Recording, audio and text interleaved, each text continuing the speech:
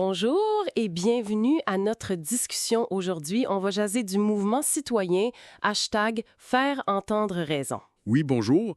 Un mouvement qui s'attaque à une question sérieuse. La crise de santé publique est liée aux benzodiazépines, des activants Xanax, Rivotril, ce genre de médicaments-là. Exactement. Puis aujourd'hui, on veut surtout regarder comment on peut participer, comment on peut appuyer ce mouvement qui vise l'Ordre des pharmaciens, l'OPQ, puis le Collège des médecins, le CMQ. C'est important de le dire, ce mouvement-là, il sort pas de nulle part, là. Non, c'est ça. Ça fait suite à plusieurs démarches citoyennes depuis février 2023 qui n'ont pas vraiment abouti.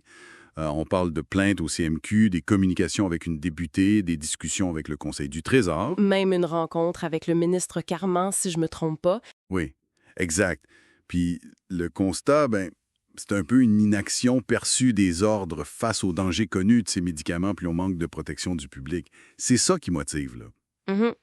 C'est important de comprendre ce contexte. Puis une chose qui revient souvent, c'est que le but, c'est pas de pointer du doigt un médecin ou un pharmacien en particulier, là. Non, pas pantoute. L'idée, c'est de pousser les ordres à agir, à mettre en place des pratiques plus solides, genre ce qu'ils appellent la benzovalence, une meilleure surveillance. D'accord. Puis, un point crucial, là, il n'y a pas de mécanisme direct pour se plaindre du travail du CMQ ou de l'OPQ comme tel, ou de leur syndic, l'enquêteur interne, si on veut. Ah bon? Fait que comment on fait alors? C'est ça l'affaire. La plainte contre un professionnel spécifique, ça devient comme le seul outil que les citoyens ont pour faire bouger les choses. C'est quand même particulier que l'avenue. On dit même que ça aurait été suggéré par le ministre Carman lui-même en septembre 2024. C'est ce que les informations du mouvement indiquent, oui. Alors, la question c'est, qui peut participer? À qui ça s'adresse? Oui, qui est interpellé? C'est assez large. D'abord, évidemment, les patients qui sentent avoir été lésés par des pratiques autour des benzos, que ce soit la prescription, le renouvellement ou un sevrage difficile. OK. Ensuite, les citoyens solidaires, la famille, les amis, les voisins, tout le monde qui veut appuyer. La force du nombre, quoi. Exactement. Puis même les professionnels de la santé, médecins, pharmaciens, les IPS, ceux qui sont dans le système et qui voudraient que les choses s'améliorent. Intéressant. Si on commence par les patients, là, c'est quoi l'action principale qu'on leur propose? L'action numéro 1, c'est de porter plainte contre un professionnel. Souvent, le mouvement suggère de viser un pharmacien. Pourquoi un pharmacien spécifiquement? Pas pour l'accabler lui personnellement, mais parce que, disons, c'est souvent plus facile de changer de pharmacie que de médecin de famille. Ça peut rendre la démarche un peu moins lourde, tu sais. Ah, je vois. C'est pragmatique.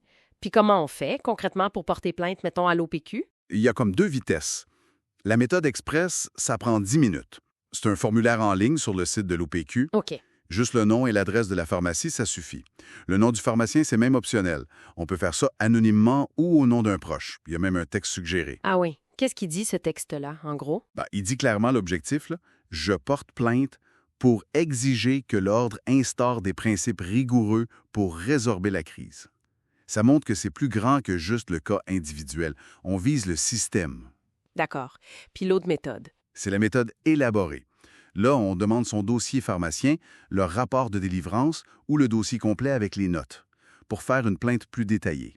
Pour pouvoir pointer des choses précises, j'imagine. Exact, comme par exemple un sevrage proposé trop rapide ou sans offrir l'option des préparations magistrales, comme les formes liquides qui permettent d'ajuster les doses très finement. C'est souvent clé dans un sevrage. Une fois que la plainte est faite, qu'est-ce qu'on suggère de faire après? Le mouvement encourage à publiciser la démarche, contacter des journalistes, son député, les commissaires aux plaintes, partager ça sur les réseaux sociaux. Le but, c'est de mettre la pression avec la visibilité. OK. Et pour les citoyens qui sont pas directement patients, mais qui veulent aider? Eux, leur rôle, c'est la solidarité. Montrer que le mouvement est large.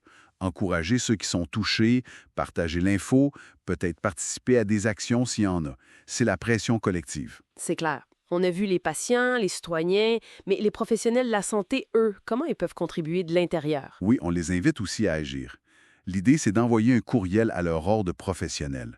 Puis là aussi, il y a un texte suggéré disponible sur le site du mouvement. Puis ce courriel-là, il demande quoi aux ordres? Il appuie le mouvement #Faire entendre raison, puis il demande des choses concrètes. Comme quoi, par exemple? Par exemple, l'obligation d'avoir un consentement éclairé spécifique pour une prescription de benzo à long terme, d'avoir de la formation sur les bons protocoles de sevrage, incluant les préparation magistrale dont on parlait, Mhm. puis aussi une meilleure coordination entre les médecins et les services pharmaceutiques. Le message, c'est aussi que l'inaction actuelle, ça nuit à la crédibilité de toute la profession, là. D'accord, ça fait du sens. Fait que si on résume, il y a plusieurs façons de se joindre au mouvement #faire entendre raison, C'est ça. Soit par une plainte formelle si on est patient, soit par un soutien visible si on est citoyen. ou par un plaidoyer direct auprès des ordres si on est un professionnel de la santé. Peu importe la façon, le but reste le même. Exactement. Faire bouger le CMQ et l'OPQ. Les pousser à vraiment protéger le public face aux benzos. Un problème qui dure depuis bien trop longtemps, malgré toutes les alertes. Ce qui nous amène à une dernière réflexion peut-être. Si toutes les démarches passées, même au niveau politique, n'ont pas suffi après des décennies, quelle ampleur cette mobilisation citoyenne devra atteindre? Combien de plaintes? Quelle visibilité médiatique? Combien d'appuis professionnels faudra-t-il pour finalement réussir à #faire entendre raison aux ordres et changer les pratiques pour de bon? C'est la question à 1 million, ça. Quelle sera la masse critique nécessaire? On verra bien.